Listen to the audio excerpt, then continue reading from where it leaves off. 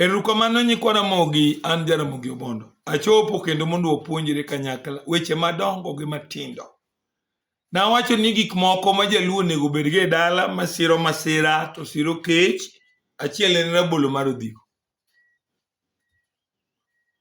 Mar ariyo en kopoyo. Gigi ok inyal pogori e dala nikech gin yath. Rabolo en yadh jochiende.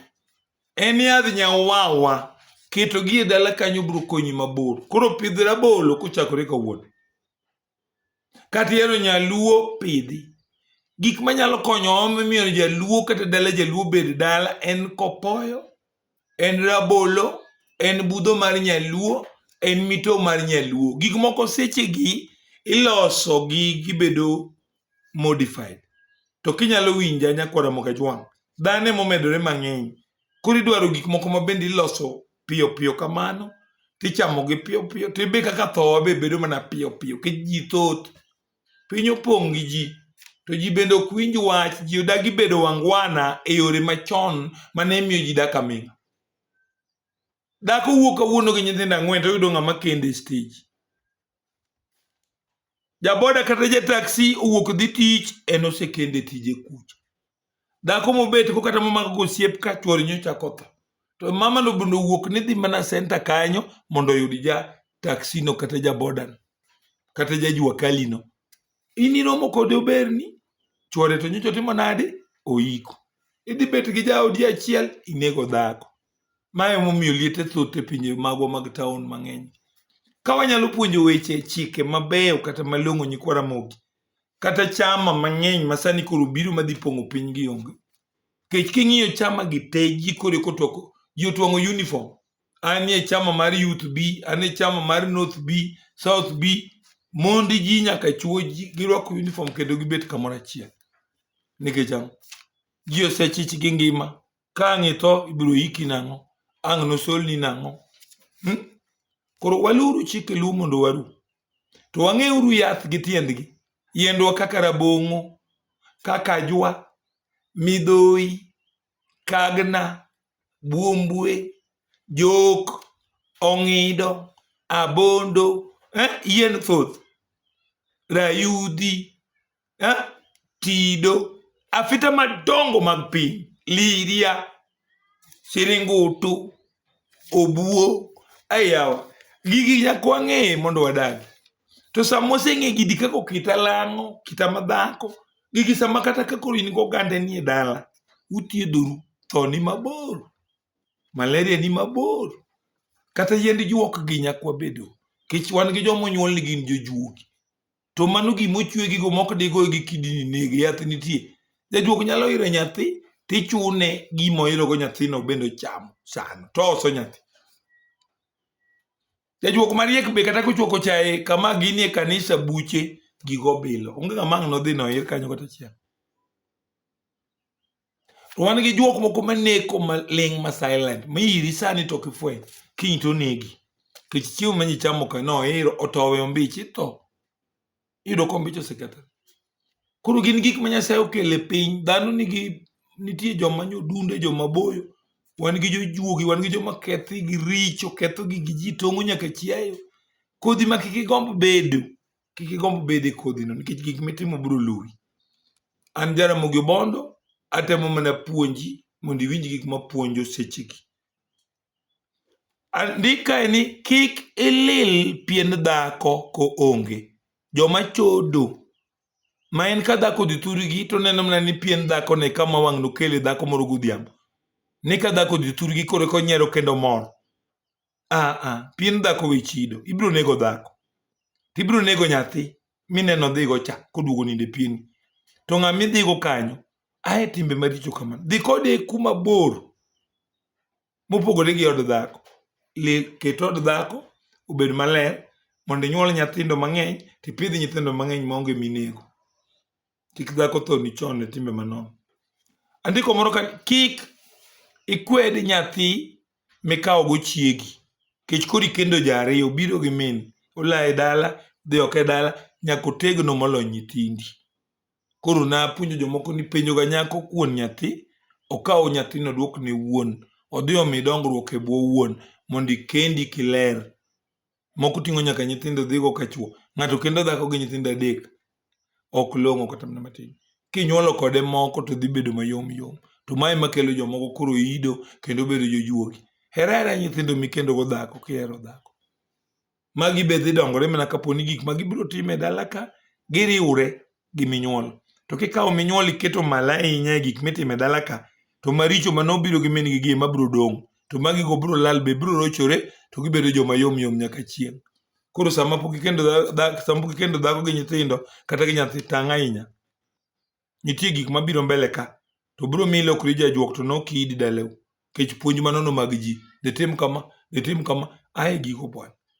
Jajuok mane ok jajuok, tidwa lokri jajuok e mbaka mar ng'ato. Aye. Kik idhi kuma nyameru otede ka in owadgi motedi ni michiem, ka chuore pok ochiemo thuru, ka chuore mokende pok ologo koru, ka nasepuonjo. Nikech ka uchiemo kamano to uketho ne or mabiro, ore ma nyaka kuong dhi logo kor gi nyako ma en go ka, ma udhi urwake muchiem. Koro kata kulime utedonu, samoro usomo machiegni, samoro dhigo oringi kamoro, lakini koro or ma chuor nyameru nosechiemo koru, koro yawnu, kata ka liel oneno, koro udhi chiema kang'owa, kor kama nyaru otede. Wach chiemo nosedino ne joma ng'eny. Wan gi wuoyi manya wacho ni min gi wuon gi ni mochari, ginegore e yor lweny. Tiyudo ka nyathi nigi dhako, to pok nologo kor gi dhako. Nyako ringo log kor gi dhako mochiem kor gi dhako mong'is gi ni an gi ajali maduong'. Omaka, koro abiro mondo alogi, to nyombo, to timo kila kitu piyo piyo. Ae koro jo thur gi nyako nyalo biro ywago wuon, to nyalo chako ywago min. Ageno ni winjo gino maber.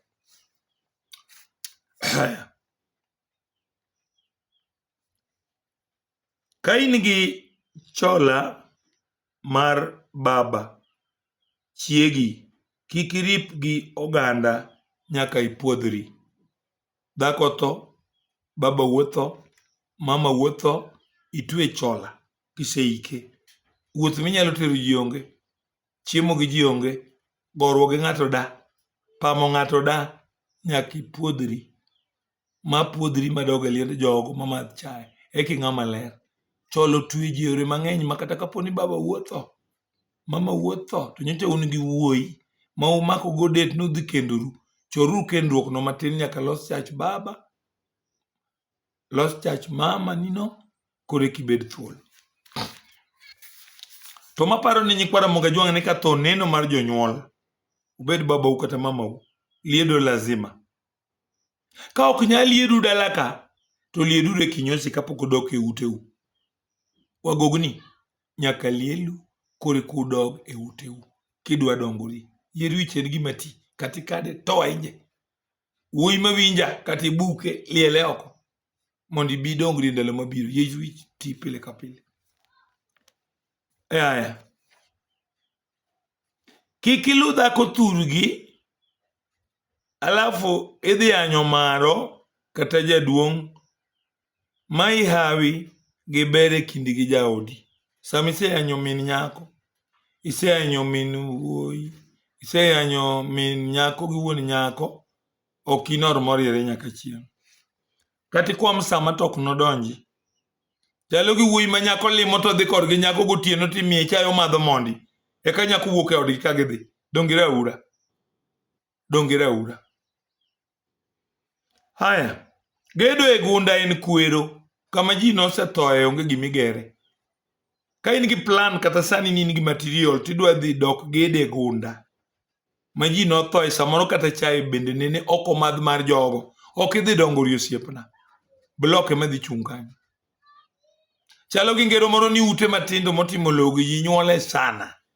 To mag blok madongo chuodhi e koyieng' chuth. Koro nyithindo ok yud kuonde.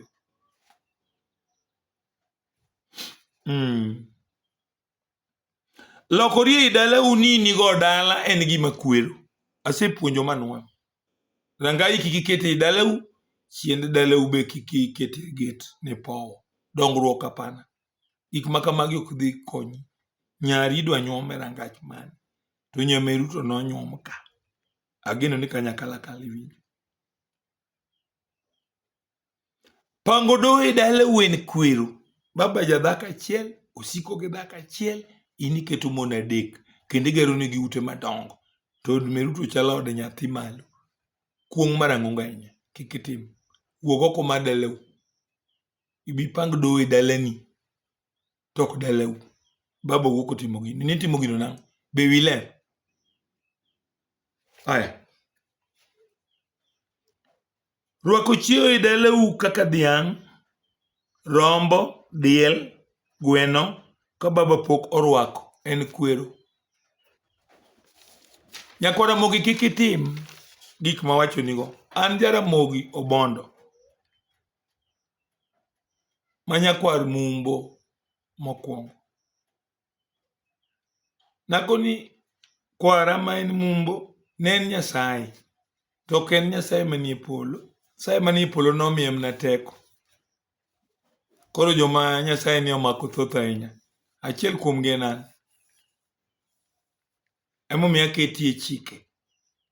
Chikegi kata kendo nyamwa, lu kode chike lu. Kata kendi ka jamwa tang' kabisa. Ginyalo godhi ma ginegi tinyar luo. Modonge luo gi chike luo. To kiwuod luo mawinja, kendi nyar luo mokwongo. Okotami kendo nyar mwa. Kendi nyar luo mokwongo. To koro jomoko kendo nyiri moko ni nyiri ge johala. Ni dhodwa onge johala. En miriambo. En bam. Ya.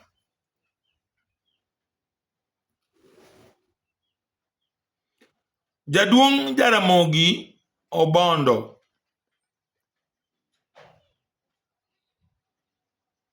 wuora moro nigi dala to ok onyuolie.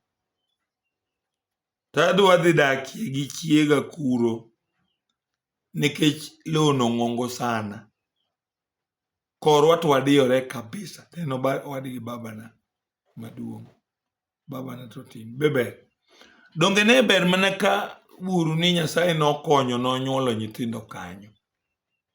Ere dongruok midhi nwang'o ka koro dala nonge kata nyathi babau no, to in midwa dhi chako nyuole gi nyar jomoko. Donge en kwero. Kik itim, be kik item. An Dorina apenjo ni nyara timo arus gi chuore. An bene asetimo. Beda dhiye to en nyara matin to maduong' podi. Donge kwero. Do bed maduong' to dhi adhiya. To ma matin. Wauru kaloga joma dongo kata ka gionge teko ahinya, to wamiyo joma tindo teko. To joma tindo gi chako rado gi joma dongo mayom yom gi e chiemo. Joma tindo gi tho.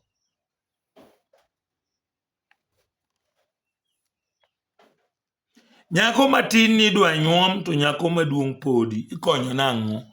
Ter welogo tenge ka yuori moro. To gweno to kik ochego cham. Ibi chame rangai ka nyako maduong' oselos yore e yo makare. Nyakwara Mogi. Ageno ni wan kodi kanyakla. Ouma Dunga mar Kisumu Town. Omolo Mbero mar Holo. Mano funda achiel ma Kisumo. Hey. Ruedhi thoth ka. Ageno ni wan kanyakla. Nyako matin ne jonyiewo lowo moro. Nyara matin ne jonyiewo lowo moro e town. Magigere ot. Gikete kijana moro dakie. Eka giduonje kendo be ema gintie kata sani. To giwacho ni mano en mana kar buoro. Kore ka gipango biro dhigo dala thurgi. Bebe. Mano rach matek. Gimikunyo oko mar dalau Nyakwara Mogi mawuoi mawinja. Ubed Mikebe. Ubed Block. Ubed town. Ubed nobor gi koru. To kunye ma ukelo fundi molose kaka giru. Ma ong'eni mano to plodu. To ulose alosa ma chik onge lakini unindo oko kanyo. Kata ng'ate mukete. To uduogo koro uninde. Keto ng'ato giri kato mag wuondruok. Pare ni usemna go dala. Ma chik ne okukete. Nindo oko. Kunyo ot moro oko. To dala upok ni wuoke. Dala ukoro kidogi. Simba ukacha be koro kudogo nindie. simba cha goluru. To kochuno ni kama udake cha udwa dhi go dala, koro kugo dala, unyalo mna tugo dala moro ma fundi ogero but koru kanyo. Tu biro dok udak kanyo, ituga tuga to fundi loso, to kuno wacho ni koru dwa wuok dala, udoka baba ge mama, udhi go dala maber, ok idhi ruwe dala no. Dala no dhi negi. Dhi chakore mna gi wich bar, to thiedhi dhi tek. Sani ka inindo ke plot moro megero gi dhako, to nomiyo ng'ato kuongo ninde koro maru dak, tidok ga dala, tininde simba bewi ber bingima, gino kelo wich bar mokrum, nyalo kata ringo neko.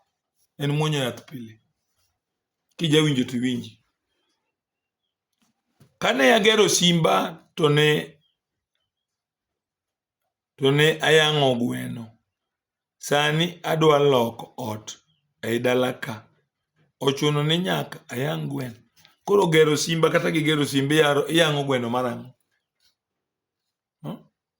Meru gi uru ne seche osedo gweno, usechamo gweno mang'eny. Misango mag gwen go nego bed ni time daleni. Na joma dhogi mit ma wundi ni kia ni simba gere gi nyang'e gwen itimo ang'o? Ma dalau, ma ok daleni. Gik mitimo go odwanyore.